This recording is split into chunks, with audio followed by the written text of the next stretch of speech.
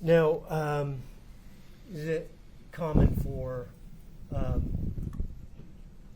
the people who are left behind to call the ME's office to find out what's happening in the case of their deceased person?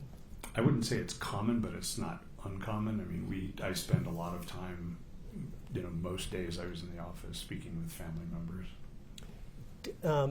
Typically, that would be whoever did the autopsy would be talking to the person who's calling? Yes. Okay. Dr. Ulmer retired in January of 2023? Yeah, technically, her last day of work was the end of December of 22. Okay. And did you receive a call from Kouri Richins then? I did, subsequent to her retirement. And did you return her call?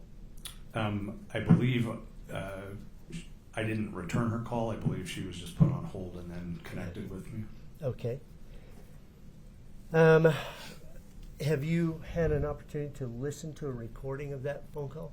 Yes, I'm not sure where it came from either, but yeah. Is it consistent with your recollection of that phone call? I did not have any independent recollection of it until I heard it, but yes, it's me on the phone call. Okay. And have you had a chance to look at the transcript of it? I have. Okay. And is that accurate to your... Yes. When you listen to the yes, tape? It appears to be. Okay. State would offer States Exhibit 2-60 and 2-61T. He indicated he's reviewed it. Certainly we could ask questions. If he needs his recollection refreshed, then I think we could move to admit at that point. But if the state would just I think the state's admitting it as evidence of defendant's words and statements in the relevant time frame. I misunderstood. No objection. And so, okay. We'd ask permission to publish it then if it's offered and admitted. So 2-60 is the audio recording, correct? Correct. And 2-61T is the transcript. Correct, Your Honor. Okay. Those two are admitted. Scott, give me just a moment here, sir.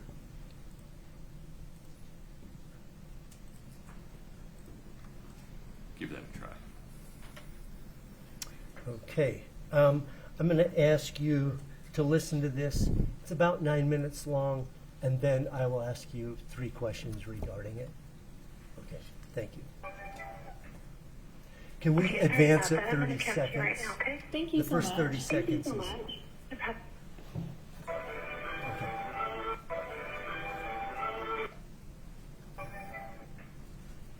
Okay, sorry about that. I'm going to transfer you right now, okay? Thank you so much. Thank you so much. No problem.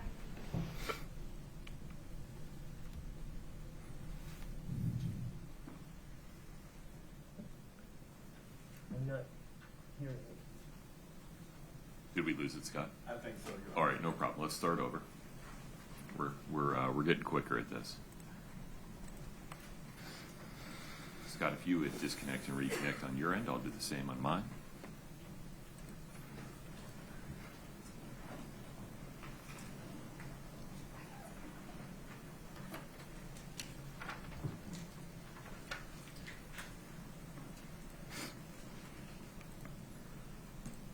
I'm going to transfer you right now, okay? Thank you so much. Thank you so much. No problem.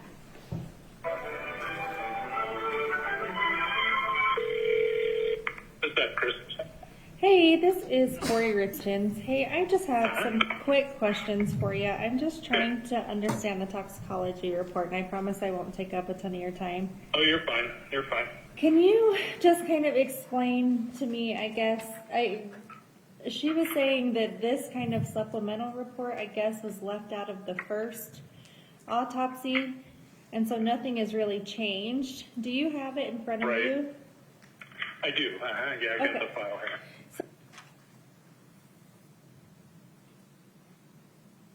Scott, did we drop that again? Yes. All right, I apologize, folks. Let's try that again.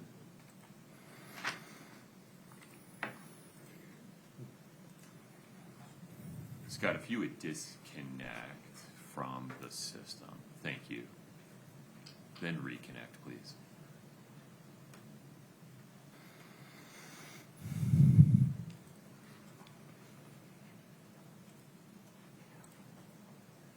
if we do any additional microscopic.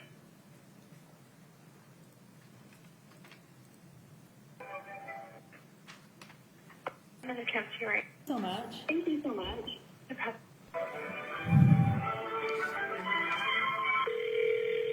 Is that Christensen? Hey, this is Kouri Richins. Hey, I just have some quick questions for you. I'm just trying to understand the toxicology report, and I promise I won't take up a ton of your time. Oh, you're fine. You're fine. Can you just kind of explain to me, I guess, she was saying that this kind of supplemental report, I guess, was left out of the first autopsy, and so nothing has really changed. Do you have it in front of Right. you? I do. Yeah, I got Okay. the file here. So can Yeah, you... so just so you know, so we issue supplemental reports, like if once the original report's issued, if we do any additional testing, if we do any additional microscopic examination, anything like that, then we include that. You know, we issue a supplemental report to include that additional information. And sometimes it does change the cause or manner, but in this case it didn't. Okay, it was just like extra testing done? Extra tox testing, yeah. So originally the testing, the only toxicology testing that was done was on blood. And so then this was additional testing on stomach contents. Okay, and so is there difference in that, I guess? Well, they just tell you different things in the sense of, it tells you something about what, was it, is it been there a long time? Is this something the person's been using for a long time? Okay. Is it something they ate? Is it something they, injected? Is it, whatever? And there's different things you can learn by looking at different substances. I mean, we fully expected to find it in the stomach. It's just a question of what was there. So does does this tell you, like, if it was like injected, if he ate it, is that what this, can you tell from this report? Not definitively. I mean, it seems like, with what the amount that's there, that it probably was ingested. Probably taken by mouth. Okay, and so so the 15 ng, like, is that like a substantial amount? Is that like a trace? That's a lot. That's a lot of fentanyl in the blood. Yeah, and that's people die with half that amount or less in their system. Okay, so that's quite a bit. Yeah. So Yeah. what's the next one down? The norfentanyl. What is? It's a metabolite of fentanyl. It's what your body changes fentanyl into after you take it. Oh, I gotcha. Okay. And then, sorry, just the third one, the acetyl. I don't know how you say that. Acetyl fentanyl. Oh. Yeah, that's just it's a form of, it's a variant of fentanyl that is usually only present in the setting of illicitly manufactured fentanyl. Illicit manufactured, like a pharmacy? No. Like a lot of most fentanyl that we see that ends up leading people to die these days is related to fentanyl that's manufactured by drug cartels as opposed to by pharmaceutical companies. Oh, good Lord. So this is like more of like a cartel. No, I mean, that's not what it is. But You call this street fentanyl as opposed to hospital prescription. fentanyl. Okay, I see. And then is the ethanol, is that alcohol? That's alcohol. Mm-hmm. Okay, and is that like the 279? Is that kind of like a substantial amount, or is that like one drink? Is that 5 drinks? You can't tell how much it is, and in this case, since this testing was sent, quite a long time after the original autopsy, most likely that's related to, post-mortem change, but it could be stuff that he drank. There's not really a way to sort that out. It could be related to decomposition of the stomach contents, or it could be related to stuff he drank. But either way, in the stomach contents, there's no way to know what that level means in terms of, if that was a blood level, that would be the same as a 0.28, which would be, that person would be pretty substantially intoxicated. But because it's gastric contents, you could in theory pull something out and it would be, 100% ethanol, if, depending on if they just drank a stomach full of, if they just drank a bunch of Everclear or something else. So it doesn't really tell you much about how much they drank or what they drank or anything like that. I When it's in the stomach, and it's not present in his blood. So gotcha. Okay. So it's not present in the blood, just the gastric or whatever. right. Okay. Yeah. And then just the last one. What is quetiapine? Quetiapine? Quetiapine is an antipsychotic medication. It's called Seroquel. Okay. I gotcha. It's a prescription, mental health medication that's prescribed for different things. I gotcha. Okay. And it has like 16,000? 16,000 nanograms per milliliter.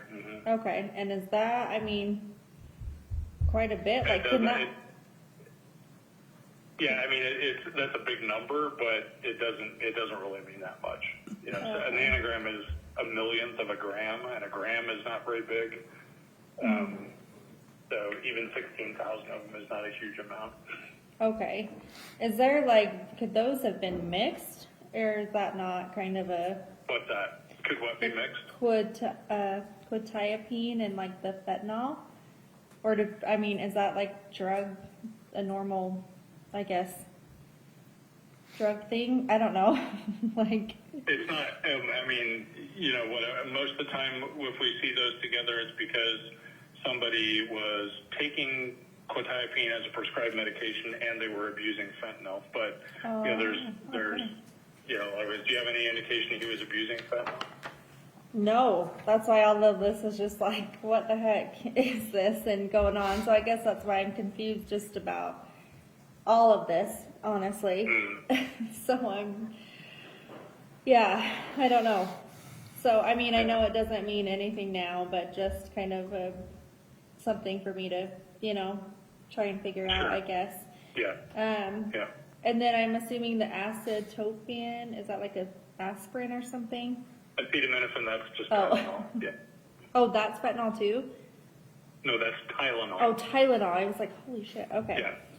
So just like Tylenol, caffeine, and then the naloxone, I'm assuming, is just something that they gave him while he was here?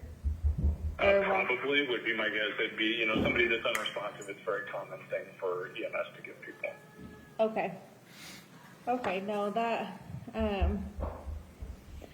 works. I was just trying to figure out, if this is anything different, if we found out anything new with this stuff.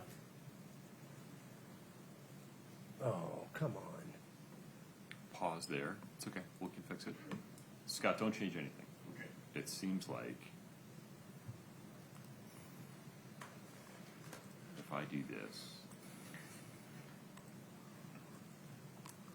press play again. Yeah, like she said, it doesn't change anything in the cause or manner of death. It's still, definitely, death from fentanyl intoxication, and we still don't know how he got it into him. Yeah, and is that anything you could ever find out? If it was, do people normally eat that? Like, take it? Is that something you shoot? It's not usually something people eat. Well, that's not even true anymore. So with illicitly manufactured stuff, sometimes people take pills that have that. So these days you can't really tell. Yeah. All right. Well, I appreciate your time. I do. Thank you very much. And and if you have other questions, don't hesitate to give me a call. Okay. Awesome. What was your name? Dr. Christensen. Oh, Christensen. Okay. Perfect. Thank you so much. I appreciate it. Okay. Okay. Bye bye. Yep. I'd like to follow up on a couple things there. You mentioned to her about if the gastric contents were blood, it would be 0.28 Yes. blood alcohol, but it's, in fact, not in the blood. It's in the gastric, and so there's no way of conveniently figuring out how much it is, much less its source. That's correct. Are you okay? Do you need a glass of water? I've got water. I'm good. Okay. You mentioned in that call, at first you said we typically don't see it eaten, but you can't say that anymore. Could you expound upon that? How, in cases where there's pills, is it common to see them eaten? Okay. A few things about that. So over time, over, I'd say, the last 20 years, we saw a rather dramatic change in the deaths we saw related to fentanyl. Until the early 2010s, pretty much all fentanyl deaths were related to prescription fentanyl being used incorrectly, most commonly by healthcare providers and other people who would, have access to it and would abuse it. And it was just not a common thing. We just didn't see a lot of deaths related to that. Once patches became available, which were designed, primarily for, treating cancer patients with bad pain and things of that nature, people became creative with how they used those patches as well. Some people would, put on multiple patches, or they would put on patches and a heating pad to sort of drive it into their system more quickly. Seen people that would smoke them, people that would insert them into their rectum, people that would chew them up. Sometimes we find, multiple chewed up patches in the stomach. And certainly other ways have been described as well with patches. But once the illicit drug supply and primarily the heroin supply came to be, either augmented and or replaced by fentanyl, we saw, we saw much less in the way of the, prescription abuse and much more of the illicit stuff being used. And some of that was in the form of what was heroin. Most heroin in this area was black tar heroin, which then became ended up having fentanyl within it. So people that had been heroin users would still be using what they thought was heroin, and it would have fentanyl in it, many times mixed with heroin. Eventually, some cases was not mixed at all, but was just straight fentanyl. Counterfeit fentanyl pills, or counterfeit oxycodone pills. Fentanyl in pill form, made to look like it was an oxycodone pill, also became a fairly common thing. And as we discussed before with other pills, people will abuse those in different ways. Sometimes they can ingest them directly, but they can also grind them up and inject them or smoke them.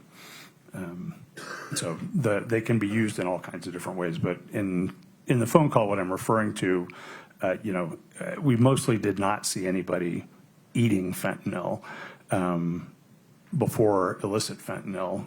With the advent of these counterfeit pills, we saw it somewhat, more often, or would assume that was the route. But we, even then, most of the time don't know how somebody gets the fentanyl into them, even if they have it on their person. In this case, there certainly wasn't any injection sites noted. No.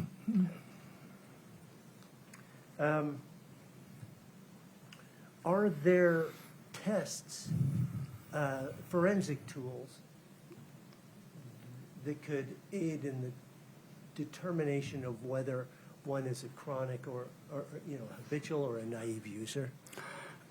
It's a good question. So there's been a lot published on the assessment of fentanyl levels in people that have died, and ways that you can try and parse some of those things out.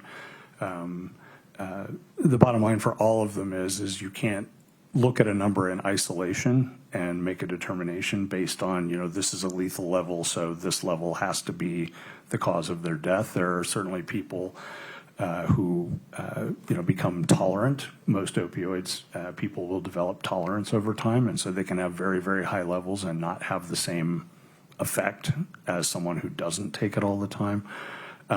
We had no history in this case in particular to suggest long-term chronic use, but also didn't know. And there are things that could potentially be looked at to try and assess longer-term use. The only published data I've seen around that revolves around comparing the fentanyl to the norfentanyl level, and levels where that ratio is more than 8 are believed to be consistent with an acute intoxication. Ratios of 2.5 or less are consistent with chronic use. In this case, that ratio is about 4.6, so it's right in between, so it doesn't really provide us helpful information either way. That's the ratio between fentanyl and its metabolite. Correct. As you find it. Yes.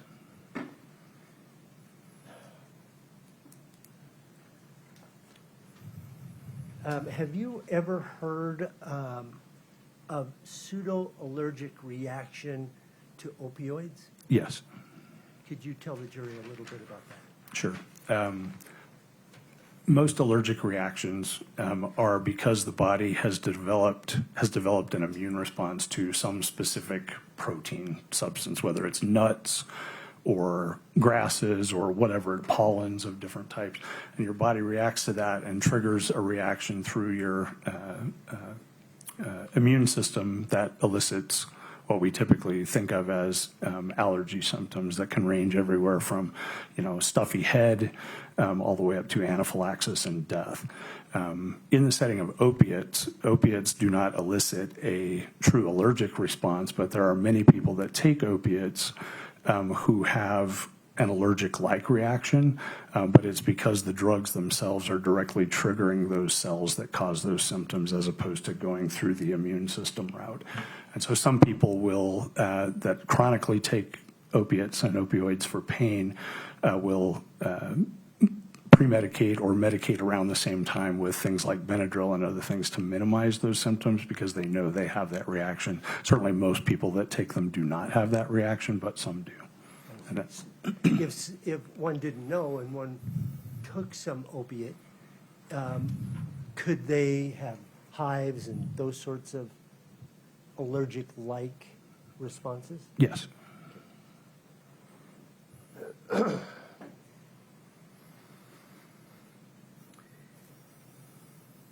Given all the symptoms that you talked about, the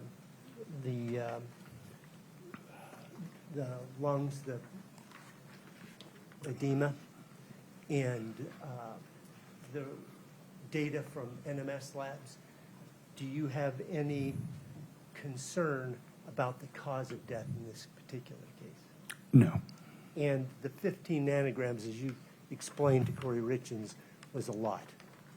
Yes, it's well within the range of levels that we see in people that die from fentanyl. Do you remember when that phone call took place? Do I remember what? When that phone call took place? I don't off the top of my head. Okay. Does your office take notes when you receive calls and reply to calls, et cetera? Yes. Okay. That changed a little bit over the time I was there. It used to be we'd get a little scrap of paper with a note written on it, return this call. We turned that into a digital log before I retired, but yes. Would it help to look at one of those notes to refresh your recollection as to when the call took place? Sure. May I approach the witness? Of course. No, I better show you. I'm sorry. You're good. Thank you. Do you recognize that, sir? Yes, this is from the log. Just said that an incoming call came to me from Kouri Richins, and she had questions, and that this is my notes. And so, what day did that phone call? On take January 12th of 2023, a couple Thank you. weeks after Dr. Ulmer's retirement. Thank you. That's all I